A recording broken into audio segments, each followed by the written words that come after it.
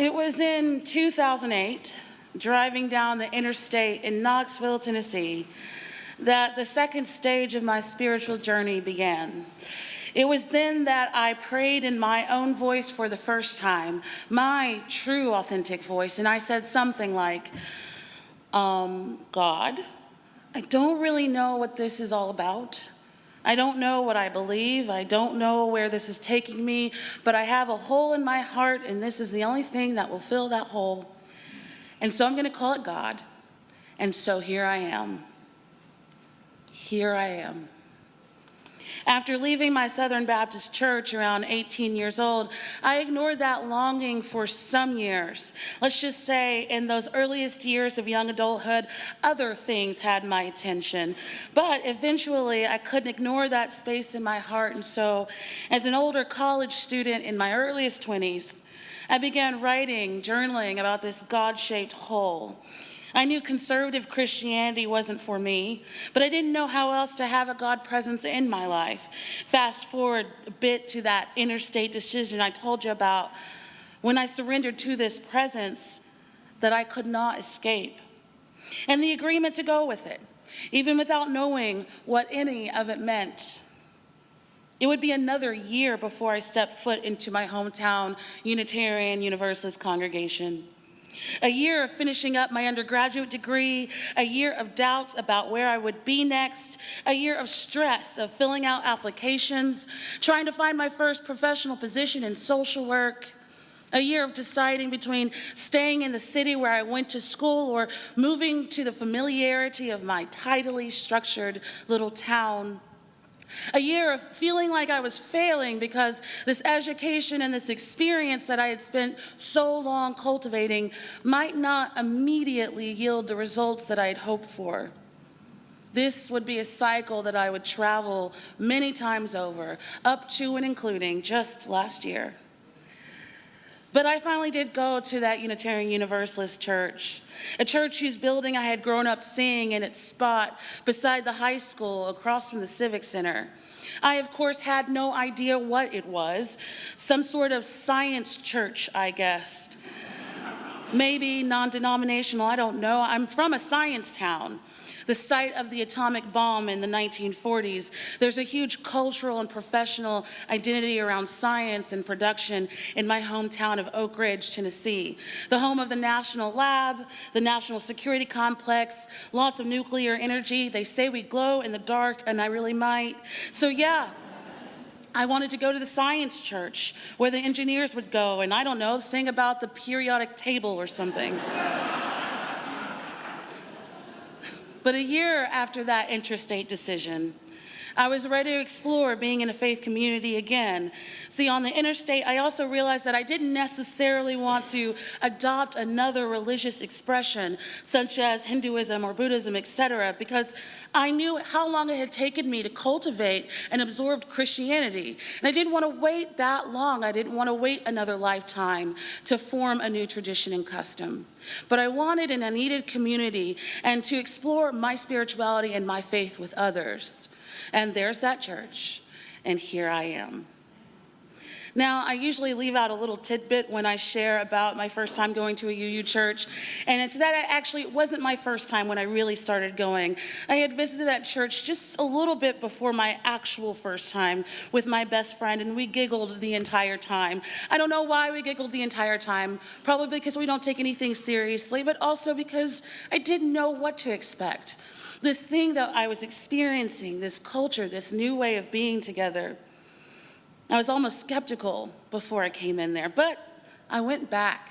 The next time I went back alone, and I walked into that space, and it just seemed that love radiated from the walls. There was a band that played contemporary music, and there was candle lighting, and maybe even some ribbon dancing, if I'm remembering correctly. The hymns were about celebration, comfort, and loving kindness. The sanctuary was filled with sunlight and wood, and the building was surrounded by nature. The sermon spoke to me directly, and I left there feeling like an adopted child who had found their birth home that they never knew existed. It would be years before I was called to ministry. Before I left my established career as a social worker, one breath away from going to grad school to become a licensed therapist, a goal I'd had since I was 14 years old, years before I sold most of my belongings and moved to California with 2 suitcases to go to seminary. Even longer until I embraced spiritual humanism, which has come to define so many parts of who I am. Now, this is a timeline that plays out consistently in my life. These moments of pure yes, these instances of knowing beyond knowing, or what we call faith, but also the shadow side of all of that, the shadow side of choosing to let go of something else to follow that faith, this timeline of uncertainty, of not knowing, of giving things up, of the road less traveled, and the emotion that accompanies that, the upsets, the loss, the fear, and that feeling of what the heck am I really doing? And then, of course, there's the looking back and realizing that I did the exact thing that I needed to do, even if there were stumbling blocks or bad decisions or mistakes. The retrospective of knowing that I was always exactly where I needed to be. But we don't live our lives in retrospect.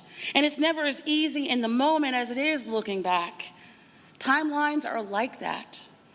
They only make sense in the bigger picture. The more we try to control our timelines here in the moment, the less control we always seem to have.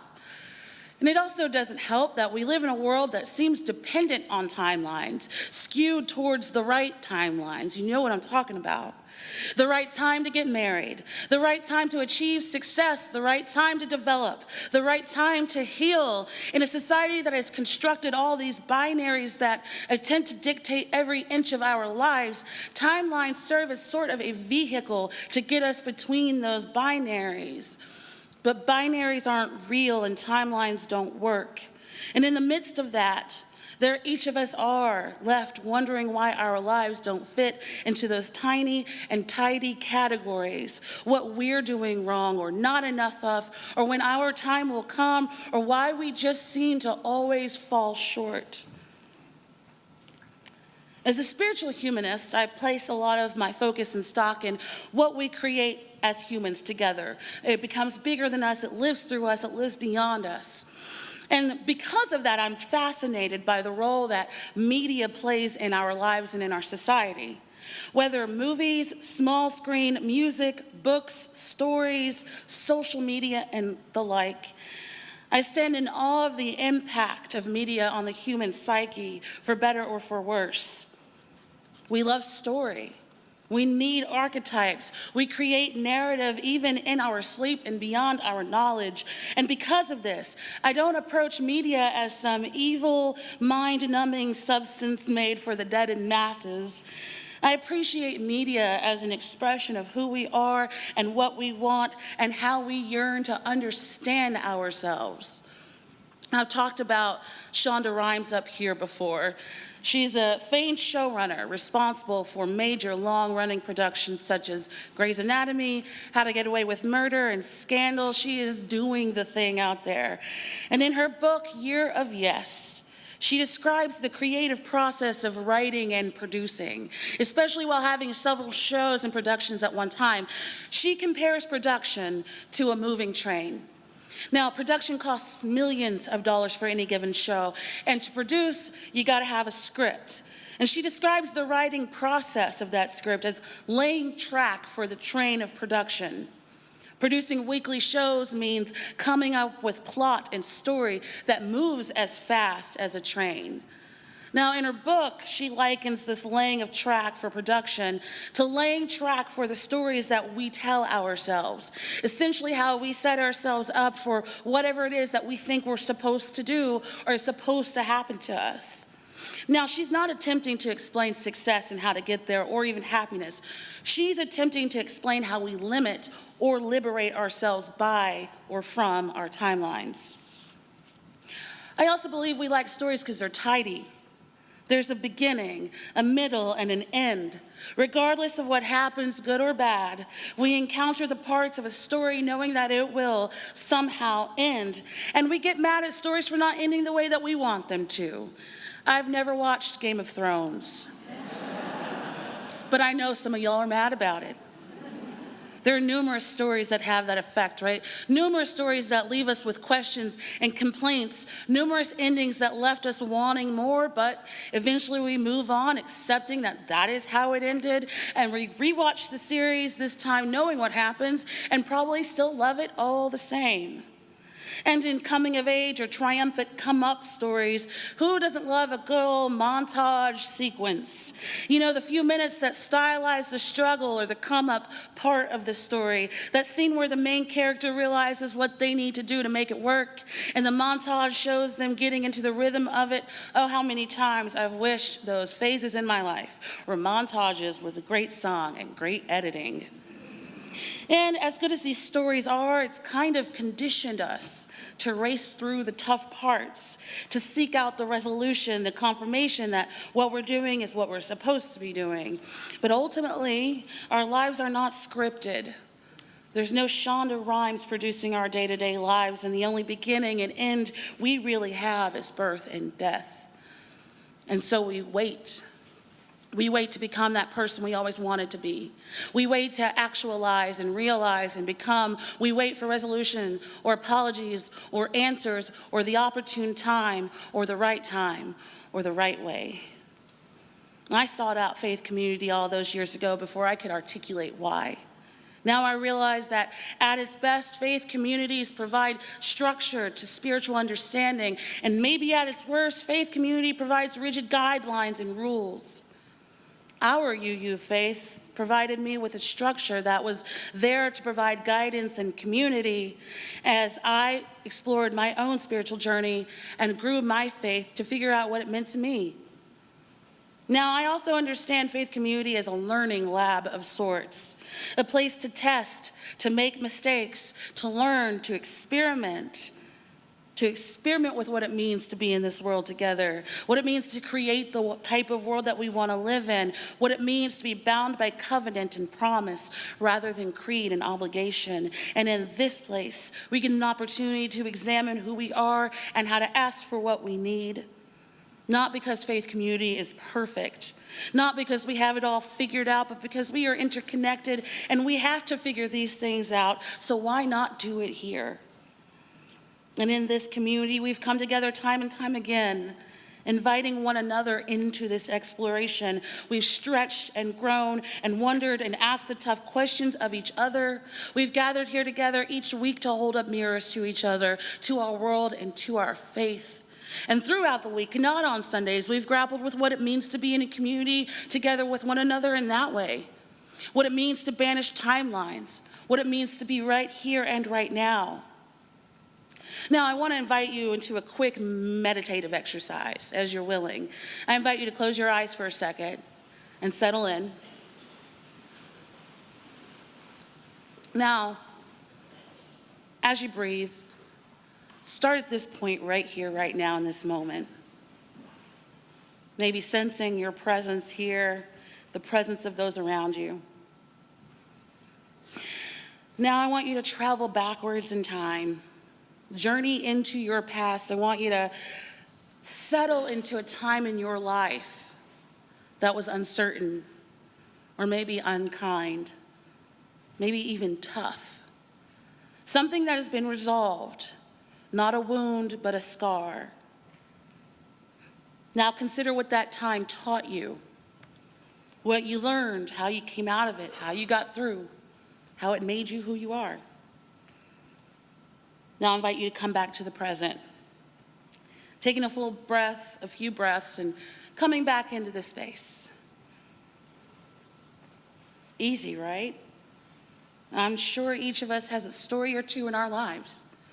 Times when the going got tough, times when we prevailed. We know exactly why it had to happen, exactly where it led us, and we know that we are who we are today because of those things that happened to us.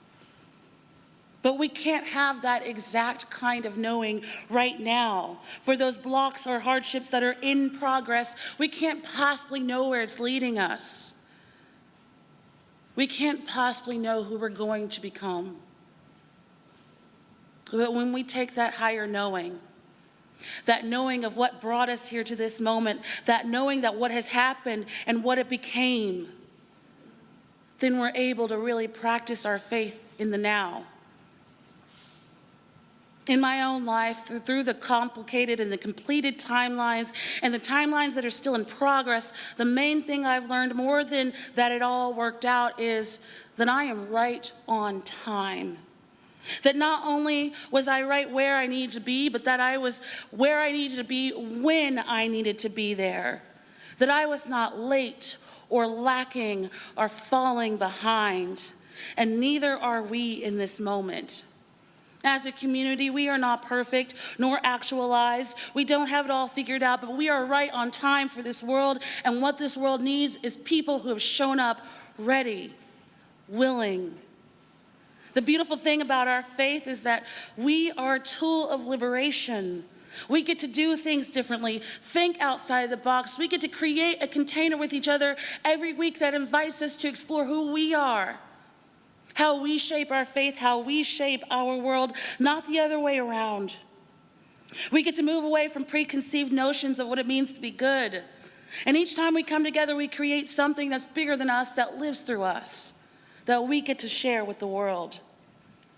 Friends, as we wrap up this congregational year, we move into the hazy days of summer, let us not forget that we, each of us, are right on time. In this congregational year, we've witnessed many beginnings and many endings. New ways and old ways of being together, new challenges, new faces. And so it is in the wider world. Beginnings of conflicts, endings of chapters, opportunities for us to show up, opportunities to grow. May we live in this sacred moment, knowing that each moment is a gift. Each moment is an opportunity, and each moment is a blessing, even when life feels like a battlefield, even when the timeline doesn't work out, even when we feel like we are not enough. May we embrace the uncertainty, the unknowing. May we embrace and hold one another, knowing that there will always be beginnings, and there will always be endings, and therefore, we will always be right on time. May it be so. Blessed be.